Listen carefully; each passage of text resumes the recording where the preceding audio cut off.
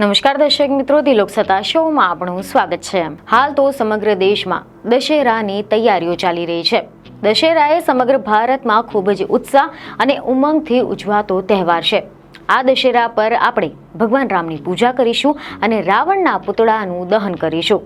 આ તહેવાર દુષ્ટતા પર સત્યના વિજયનું પ્રતીક છે અને તેની કહાની રામાયણ સાથે જોડાયેલી છે। રામાયણ એક પૌરાણિક કથા છે। દશેરા એક એવો તહેવાર છે કે જે આપણને ભગવાન રામની યાદ અપાવે છે।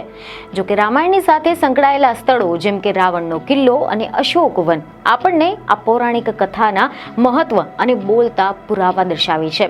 જો કે રાવણનો સંબંધ ભારતના પાડોશી દેશ શ્રીલંકાની સાથે હોવાનું માનવામાં આવે છે। શ્રીલંકાનું રામાયણ સાથે ખૂબ જ જૂનો સંબંધ છે અને અહીંયા ઘણી બધી જગ્યાઓ એવી આવેલી છે કે જે રામાયણ સાથે સંકળાયેલી છે। આમાંના બે મુખ્ય સ્થળો રાવણનો કિલ્લો અને અશોક વન છે। રાવણનો કિલ્લો અને અશોક વન આ બંને શ્રીલંકામાં મહત્વપૂર્ણ ધાર્મિક અને ઐતિહાસિક સ્થળો છે। આ સ્થળો ન માત્ર રામાયણની વાર્તાને જીવંત બનાવે છે, પરંતુ શ્રીલંકાના સમૃદ્ધ સાંસ્કૃતિક વારસાને પણ દર્શાવે છે। જો તમને ક્યારે પણ શ્રીલંકાની મુલાકાત લેવાની તક મળે તો પછી આ બધા જ સ્થળોએ અવશ્ય જજો। આ સ્થળો ફક્ત તમારી ધાર્મિક લાગણીઓને સંતોષે નહીં, પરંતુ તમને શ્રીલંકાના સમૃદ્ધ ઇતિહાસ અને સંસ્કૃતિનો પણ પરિચય કરાવશે। જો કે હવે અહીંયા સવાલ એ થઈ રહ્યો છે કે રાવણનો કિલ્લો અને અશોક વન જેવા રામાયણ સાથે સંકળાયેલા મહત્વના સ્થળો શ્રીલંકામાં ક્યાં આવેલા છે? તો આજે અમે તમને આના જ વિશે કેટલીક મહત્વની જાણકારી ડિટેલમાં આપીશું। તો કેટલાક મીડિયા અહેવાલોમાંથી એવી માહિતી મળી રહી છે કે રાવણનો કિલ્લો એ મધ્ય શ્રીલંકાના સિગિરિયામાં સ્થિત છે, જે એક વિશાળ ખડક પર બનેલો છે અને આ સિગિરિયા એ યુનેસ્કોની વર્લ્ડ હેરિટેજ સાઇટ છે અને તે માટેલા જિલ્લામાં દંબુલા નજીક આવેલું છે। એવું કહેવાય છે કે અહીંયા આની રચના રાજા કશ્યપે કરી હતી। રાજા કશ્યપે 5મી સદીમાં શ્રીલંકા પર શાસન કર્યું હતું અને સિગિરિયા એ સિંહ જેવા આકાર છે તેના વિશાળ ખડક પર સ્થિત છે। આ કિલ્લો પરંપરાગત ચિત્રોથી શણગારેલો છે। ખાસ કરીને મીણનો ઉપયોગ કરીને બનાવેલા સુંદર ચિત્રો અહીંયા જોવા મળશે। વિવિધ મહિલાઓના ચિત્રો અહીંયા દરેકનું ધ્યાન આકર્ષિત કરે છે। 1144 ફૂટ ઊંચી ટેકરી પર જોવા મળતા આ બધા ચિત્રો તેમની મહત્વતા દર્શાવે છે। શ્રીલંકાના પ્રતીકોમાં સિગિરિયા ખૂબ જ મહત્વપૂર્ણ સ્થાન ધરાવે છે। કેટલાક લોકો તો હજુ પણ માને છે કે સિગિરિયા એ રાવણનો કિલ્લો છે।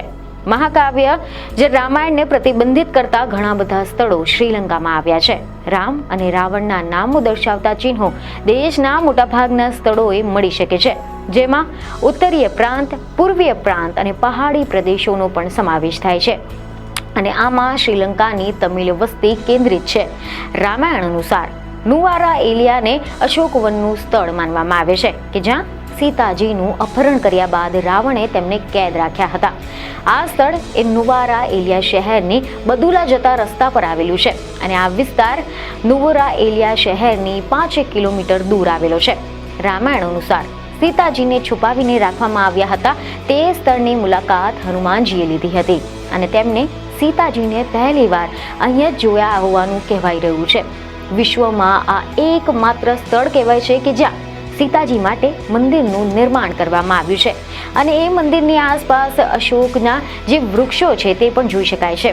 સીતાજી જેના નીચે બેઠા હતા તે અશોક વૃક્ષની આજે પણ પૂજા કરવામાં આવે છે। સીતા મંદિરની પાસેના એક ખડક પર એક પગનું પણ નિશાન મળી આવ્યું છે અને કહેવાય છે કે તે હનુમાનજીના પગનું નિશાન હોવાનું કેટલાક લોકો માની રહ્યા છે, જ્યારે કેટલાક લોકો તેને રાવણના પગનું નિશાન માને છે।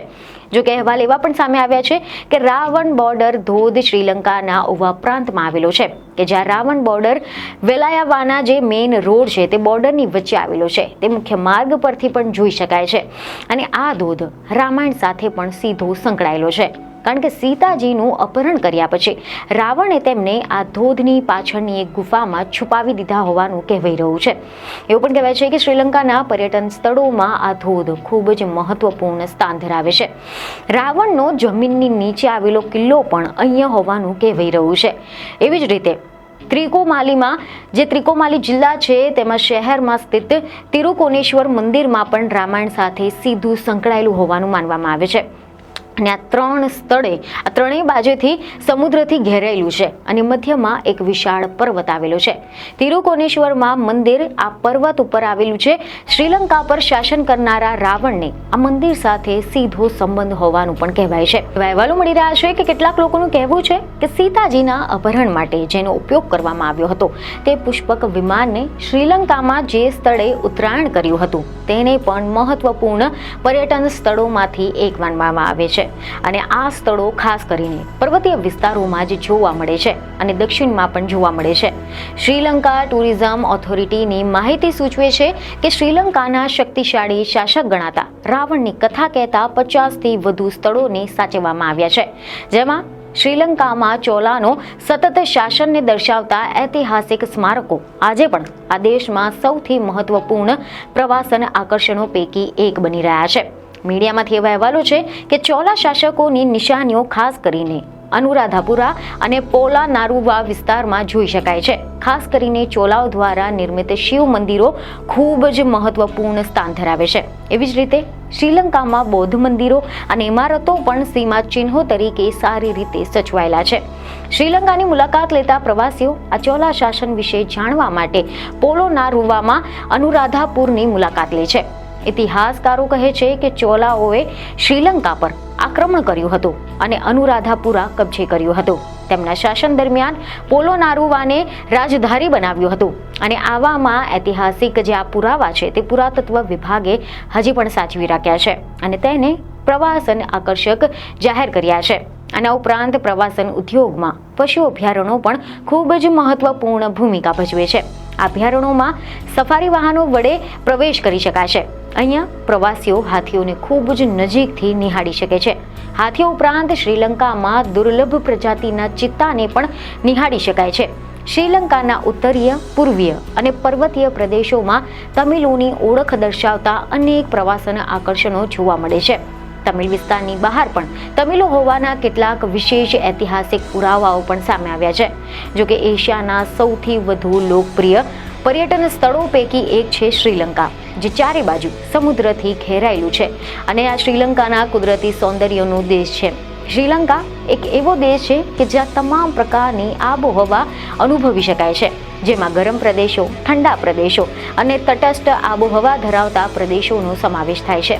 શ્રીલંકાનું પર્યાવરણ એવું છે કે એક આબોહવા ક્ષેત્રમાંથી બીજા આબોહવા ક્ષેત્રમાં માત્ર 2 જ કલાકમાં મુસાફરી કરી શકાય છે. સમુદ્ર, પર્વતો, નદીઓ, તળાવો, જંગલો અને ધોધ જેવા કુદરતી સૌંદર્યના આશીર્વાદ પામેલું શ્રીલંકા હાથી, ચિત્તા સહિત વિવિધ દુર્લભ પ્રાણીઓનું ઘર પણ છે. એટલે કે હવે જો તમને ક્યારે પણ શ્રીલંકાની મુલાકાત લેવાની તક મળે તો પછી આ બધા જ સ્થળોએ અવશ્ય માટે જોવા જજો. આ સ્થળો ફક્ત તમારી ધાર્મિક લાગણીઓને સંતોષશે નહીં, પરંતુ તમને શ્રીલંકાના સમૃદ્ધ ઇતિહાસ અને સંસ્કૃતિનો પરિચય પણ કરાવશે.